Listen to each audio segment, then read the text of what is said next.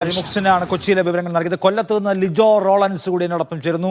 കൊല്ലത്തെ സ്ഥിതി എന്താണ് ലിജോ? അവിടെയും ഔട്ട്ലെറ്റുകളിൽ സാധനമില്ല എന്ന പ്രശ്നം നേരത്തെ മുതൽ തന്നെ ഉണ്ടോ? ആളുകൾ ഈ വരിക നിരാശരായി മടങ്ങുക പോലുള്ള ഇഷ്യൂ അവിടെയും കാണുന്നുണ്ടോ? ലിജോയിലേക്കൊന്ന് വരാം. സലാം മുഹമ്മദ് കോഴിക്കോടും തത്സമയം ചേരുന്നു. സലാം, കോഴിക്കോട്ടെ സ്ഥിതി എന്താണ്?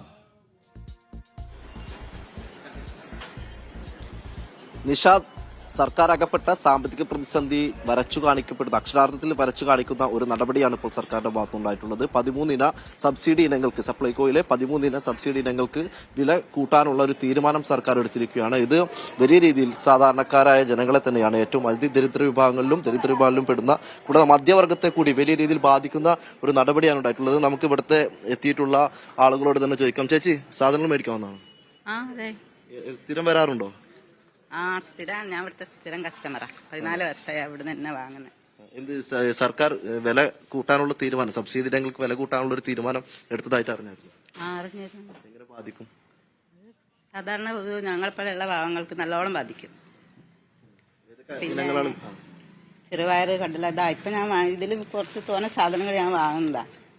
പാകതായി വാങ്ങിയിട്ടുള്ളൂ. പിന്നെ വെച്ചാല് പുറമേ നല്ല വില കൂടിയതാണ്, നല്ല ക്വാളിറ്റിയുള്ള സാധനം കിട്ടും. ഇവിടെ ഇപ്പോൾ വില കൂടുതലാണ്. ഈ ചെറുപയർ, കടലയൊക്കെയൊന്നും അത്ര വലിയ ക്വാളിറ്റി ഇല്ല, കുറവാണ്.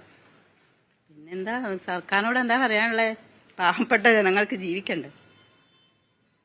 ഇതന്നെ സാഹചര്യം ഇല്ല. എങ്ങനെങ്കിലുമൊക്കെ വില കുറച്ച് വരാം. ഇവിടെ അരിയൊക്കെ ഇപ്പോൾ വാങ്ങാണ്ട് പോവുക. എല്ലാ ഇനങ്ങളും കിട്ടാറുണ്ടോ? ഇപ്പോൾ 2-3 മാസമായിട്ട് എല്ലാം കുറവാ. ഇവിടെ പിന്നെ വെളിച്ചെണ്ണയ്ക്ക് മാത്രമേ സബ്സിഡി ഉള്ളൂ. വെളിച്ചെണ്ണ മാത്രമേ ഉള്ളൂ.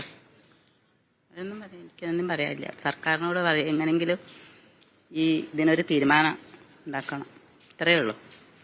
അതാണ് നിഷാദ് പറയുന്നത്. സാധാരണ ഇവിടെ വരുന്ന ആളുകളൊക്കെ തന്നെ പങ്കുവെക്കുന്നത് സബ്സിഡി ഇനങ്ങളൊക്കെ തന്നെ. മറ്റൊരാൾ വന്നിട്ടുണ്ട്. ചേട്ടാ, ഇങ്ങോട്ട് സാധനം മേടിക്കാവുന്നതാണ്?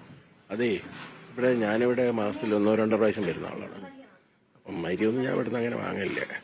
കാരണം പിന്നെ ഇവിടുത്തെ ചെറുപയർ സാധനങ്ങളൊക്കെ ക്വാളിറ്റി വളരെ കുറവാണ്. അപ്പോൾ ഞാനതൊക്കെ പുറത്തുനിന്നാണ് വാങ്ങുക. ചെറിയ വ്യത്യാസം ഉണ്ടാവുള്ളൂ. ചെറുതെന്ന് വെച്ചാൽ 10-20 ഉറുപ്പ്യൻ്റെ ഒക്കെ വ്യത്യാസം ഉണ്ടാവും. പക്ഷെ അതിന് ക്വാളിറ്റിക്കും വ്യത്യാസം ഉണ്ടാവും. പിന്നെ പല സാധനങ്ങൾ ഇവിടെ ചോദിച്ചാൽ കിട്ടാറില്ല. ഇല്ല എന്നൊക്കെയാണ് പറയുന്നത്. പിന്നെ നമ്മൾ ഇവരുടെ പുറത്തുനിന്ന് വാങ്ങും. പുറത്തുനിന്ന് വാങ്ങുന്ന സാധനത്തിന് കുറച്ച് ക്വാളിറ്റി 10 ഉറുപ്പ്യ കൂടുതലും. എന്നാലും അത് നമ്മൾ പ്രിഫർ ചെയ്യുന്നത് ചിലപ്പോൾ പുറത്തുനിന്ന് വാങ്ങാനാണ്. കാരണം ചെറുപയറെന്നൊക്കെ പറഞ്ഞാൽ 10-13 ഐറ്റം ചെറുപയറുണ്ട്.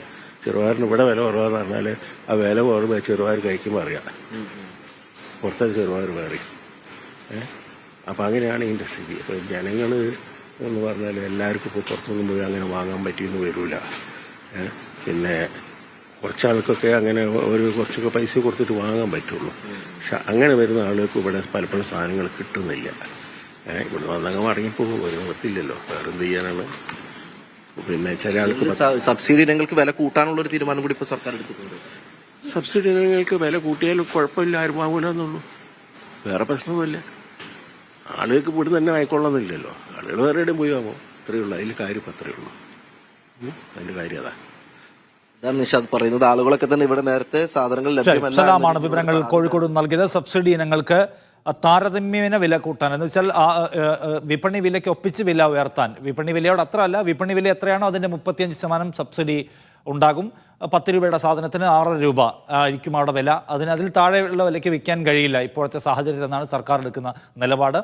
കഴിഞ്ഞ കുറേ ആഴ്ചകളായിട്ട് എന്താ പറയുക, നമ്മുടെ സപ്ലൈകോ ഔട്ട്ലെറ്റുകൾ റീഫിൽ ചെയ്യാൻ കഴിയുന്നില്ല എന്ന പ്രശ്നം, ഗുരുതരമായ പ്രശ്നം അവിടെ നിൽക്കെ സർക്കാരിന് വില കൂട്ടുക എന്നതല്ലാതെ